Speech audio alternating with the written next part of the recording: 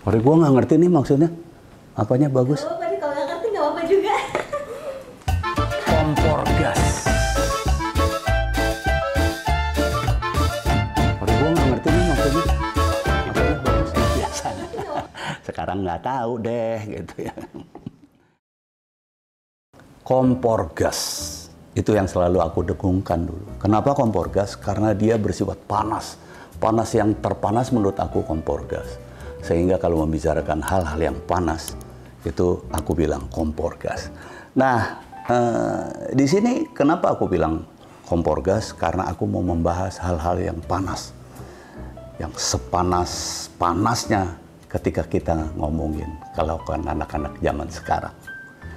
Nah, Tanya Pada Indro ini adalah sebuah segmen baru di Pita Kuning yang mengapresiasi semua kelakuan anak zaman sekarang dengan segala kreativitasnya yang disebut biasanya Gen Z, ya.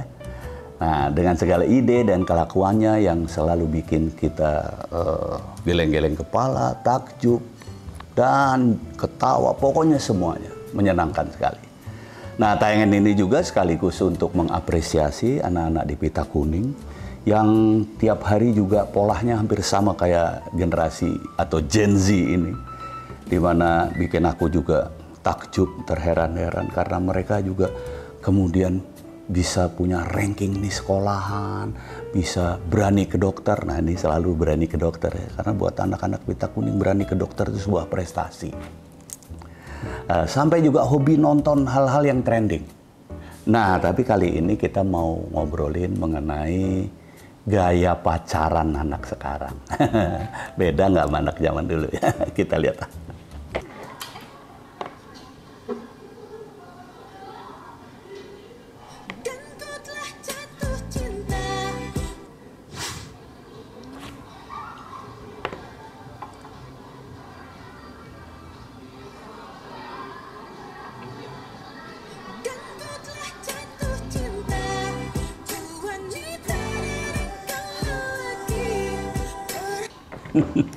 Iya. Ini sebetulnya sih hampir sama ya. Ini gentle, seorang cowok yang gentle kayak gitu.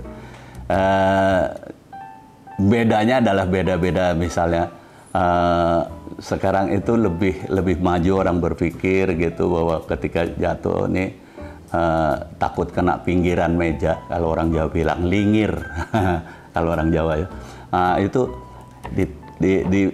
dilindungi supaya nggak kena itu, terus dibukain itu sih biasa ya, kayak gitu. Dulu juga kayak gitu, cuman mungkin zaman sekarang beda tempatnya.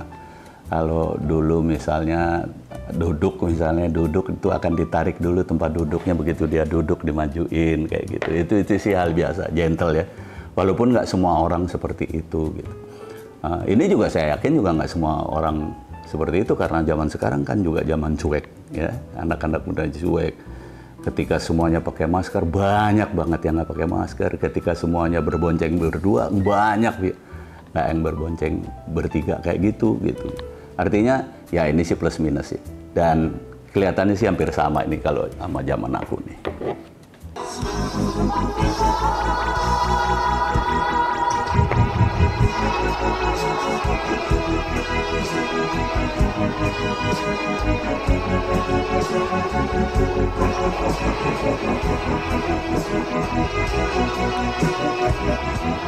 Ya, sama sama anak zaman dulu. Ya itu kan sebetulnya apa ya? Ya gaya pacaran yang modelnya lebih memberikan perhatian dengan touch, ngusap rambut, ngusap ini, apa? Ya pokoknya memberikan perhatian. Ini sih sama ya, kayaknya di zaman apapun kayaknya sama deh. Kita yang lain.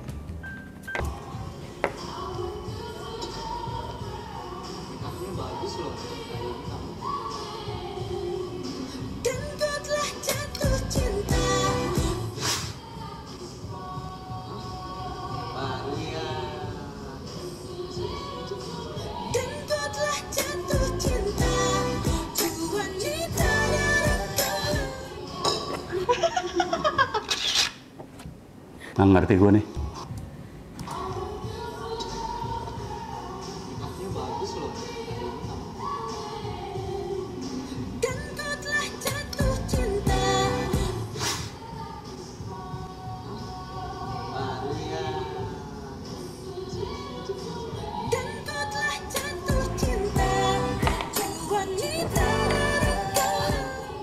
Nggak ngerti.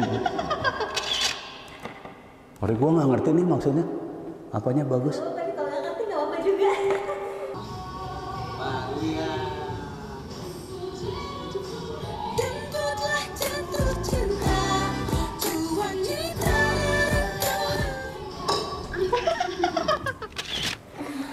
Iya, yang ini gue nggak tahu, nggak ngerti gue maksudnya ngapain gitu. Tiba-tiba, ya apa?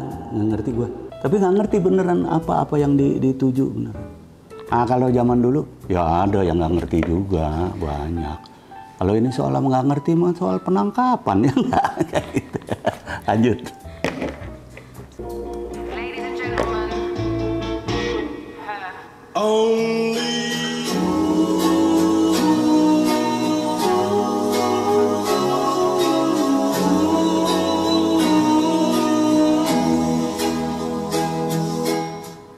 Paham ya? Ini sebetulnya menang ada, nah, kembali ini menang ada sarana untuk mengucapkan sesuatu. Kalau dulu kan nggak pakai begitu, ya kan? Dulu langsung praktek.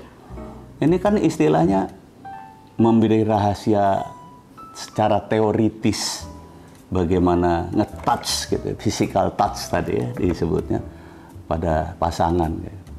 Dulu nggak ada beginiannya, kita ada satu-satu gitu. Ada yang nyolek doang, gitu. Ya kan? Oke, tapi ini artinya ini sebuah kreativitas ketika seseorang pengen sekali berbagi untuk ini loh, ada rahasia bagaimana kita nge-touch pasangan kita, cewek kita, pacar kita. Gitu. Keren ya, dulu nggak ada. Nyolek aja, apaan? Dari 5 love language ini, menurut Pak D itu ngerasa Pak D condong kemana? Dari 5 yang tadi ini kan ceritanya bagaimana generasi sekarang ini mengungkapkan rasa cintanya, rasa sayangnya kepada pasangannya. Jadi gayanya beda-beda gitu. Walaupun sebetulnya nggak pernah beda sih sama zaman dulu. Selalu ada kayak gitu. Ada hal di sini, ada hal yang pribadi banget, yang walaupun menjadi seragam sama. Ada hal yang etika. Nah, aku suka pada yang pertama tadi, yang ngelindungin itu sekarang. Karena ketika dia punya pikiran melindungi, apalagi memberikan perhatian, kayak gitu. Jadi aku suka yang pertama tadi, bagaimana dia melindungi seseorang, bukain botol segala macam itu udah apa? Bukan botol, bukan semua juga. Apalagi kalau diminta gitu kan, ini keras-keras tolong dong, pasti akan dibukain kayak gitu. Tapi ketika inisiatif untuk melindungi seseorang, itu menurut aku dia punya poin plus orang itu. Nah, itu yang mungkin zaman dulu justru lebih ada karena zaman dulu ada nggak ya? Ya pasti ada lah, tetapi artinya nggak seketerbuka sekarang. Loh, sekarang kan kita bisa lihat apa segala macam, keren banget menurut aku. Gitu. Tweet. Menurut Pak D dengan adanya istilah love language ini, ngerasa ribet nggak sih? Iya, jadi sekarang itu semua menjadi ada klasifikasi, ada namanya lah katakan. Ini kan semuanya namanya love language ya. Enggak sih, nggak ribet ya menurut saya. Oke aja. Artinya gini, siapa dulu yang tahu stand up comedy kayak gitu? Walaupun stand up comedy udah dari dulu. Basio misalnya, kalian nggak ada yang tahu ya, Basio itu pelawak zaman dulu banget. Zaman saya masih kecil ya, dia pakai bahasa Jawa dan dia ngobrol kayak gitu, berceloteh. Itu setupnya jelas, punchline-nya jelas. Tapi kita nggak ada yang tahu itu namanya setup apa punchline. Kita tahu baru ketika ada teori itu dan ternyata itu yang disebut stand up comedy. Jadi gini, jadi sekarang itu lebih maju karena banyak perkembangan di IT, kemudian kita juga bisa melihat dunia luar dan tahu istilah macam-macam. Ya Kelihatannya sekarang maju dalam hal seperti itu ya. Tetapi sebetulnya menurut saya itu naluri manusia yang diasah, entah itu oleh keluarganya, entah itu oleh lingkungannya, sehingga akhirnya dia mengerti sebuah perasaan dan dia mengungkapkan. Itu yang disebut bahasa cinta gitu ya, love languages. Nah, menurut saya sekarang cuma ketahuan aja bahwa oh itu namanya love language kayaknya gitu. Tapi itu udah ada dari dulu. Jadi dulu waktu pacaran punya tempat favorit nggak untuk ngabisin waktu berdua? Waktu aku pacaran punya tempat favorit nggak ya? Tempat favoritku tuh apa ya? Aku tuh dulu pacarannya aneh, aku anak gunung banget, anak motor banget. Jadi pacaran tuh sekedar kita tahu gitu. Gua pacar lu, gua calon suamimu, bahkan ya calon suami. Karena nggak tahu, aku ketika pacaran pertama itu yang aku pikir. Aku langsung berpikir bahwa ini jodoh gua nih, kayak gitu. Gua akan sama dia. Karena gua dari kecil gua kepengen punya bini. Maaf ya aku bilang gua karena ngomongin aku nih, bukan ngomongin secara keseluruhan. Tapi aku aja deh. Aku itu diketawain. Karena aku itu dari kecil pengen punya istri yang jago nari. Kenapa kan jago nari? Karena aku selalu lihat tarian. Bapakku tuh membuat sebuah lembaga, bapakku polisi, membuat sebuah lembaga namanya Badan Kesenian Angkatan Kepolisian, dulu angkatannya. Akhirnya jadi anggota kepolisian. Nah itu banyak karawitan Sunda, Jawa, Bali, semua ada. Jadi aku ngelihat kayaknya cewek itu dari kecil ya. Kalau nari itu kelihatan seksi, kelihatan kelas gitu. Nah, sama satu lagi karena itu juga ada simfoni segala macam. Aku kepengen perempuan yang bisa main piano. Dulu main piano tuh keren banget menurut aku gitu. Karena bukan hanya ngiringin tapi melodi juga, nggak kayak gitar dulu. Dulu gitar emang genjreng-genjreng doang, belum ada yang begini ya kan. Nah seperti itu. Dan aku dapat, jadi aku langsung pikir ini jodoh gue. Jadi gue udah seyakin itu, aku udah seyakin itu bahwa ya ini bakal jadi istriku kok. Nggak usah tempat apa gitu. Tapi kalau dibilang tempat, aku pacaran tuh ya di teras rumahnya dia. Tempat paling favoritnya di situ. Nggak ngapa-ngapain, teras rumah di jalanan, pinggir jalan gitu. Itu aja sih ya, paling sesekali kita tapi kalau menurut aku paling seneng tuh ketika aku nyetir dia di sebelahku, kita kemana gitu. Menurut aku itu romantis banget gitu. Kalau misalnya dia diem tuh gue bisa gitu megang tangannya, ngobrol dong, gue kantuk ntar gitu. Walaupun cuma bercanda kayak gitu, tapi buat aku itu udah romantis banget menurut aku, itu sih. Terus Pak De, kalau pacarnya Pak De lagi ngambek, apa jurus Pak De supaya pacarnya Pak De nggak ngambek lagi? Aku dari pertama bilang aku nggak suka orang ngambek. Kalau kamu nggak suka, ngomong nggak suka. Jadi kalau dia ngambek, aku marah. Jelek ya. Tapi itu, aku nggak suka orang ngambek. Buat aku orang ngambek itu bukan gitu cara cari perhatian pada cowok gitu. Bukan ngambek menurut aku ya. Jadi buat aku orang ngambek itu ya istriku, karena udah tahu dari aku nggak suka. Aku selalu bilang apa yang aku nggak suka. Aku juga kepengen tahu apa yang dia nggak suka, karena aku harus menyesuaikan apa yang dengan dia suka. Tapi aku nggak suka orang ngambek. Jadi alhamdulillah ngambek di depan gua kejar apa? Kenapa?